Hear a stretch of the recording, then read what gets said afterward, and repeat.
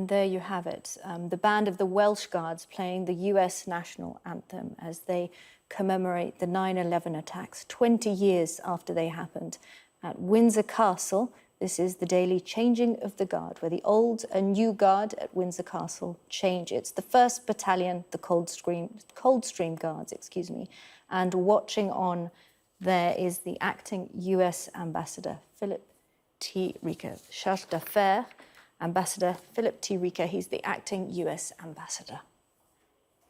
Well, the Prime Minister Boris Johnson has released a statement to mark the anniversary of the attacks, which killed 67 British people.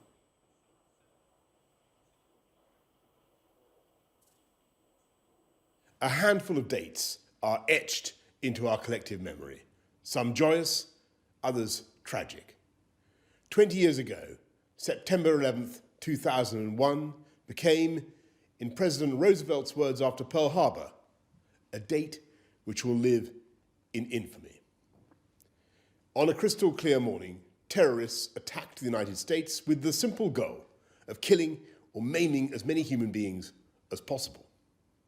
And by inflicting such bloodshed in the world's greatest democracy, they tried to destroy the faith of free peoples everywhere, in the open societies which terrorists despise and which we cherish.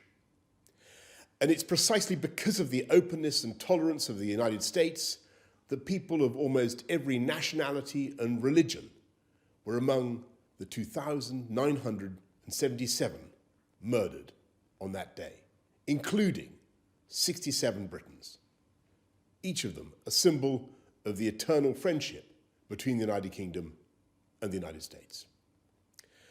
But while the terrorists imposed their burden of grief and suffering, and while the threat persists today, we can now say, with the perspective of 20 years, that they failed to shake our belief in freedom and democracy. They failed to drive our nations apart, or to cause us to abandon our values or to live in permanent fear. The fact that we are coming together today, in sorrow but also in faith and resolve, demonstrates the failure of terrorism and the strength of the bonds between us. I congratulate Since 9/11 on their vital work to educate young people about what happened on that day. And in that spirit, the United Kingdom promised our American friends that we would be proud to receive a memorial forged from the twisted steel of Ground Zero and display it permanently in the Olympic Park in London, which symbolizes freedom and openness, the exact reverse of what the killers stood for.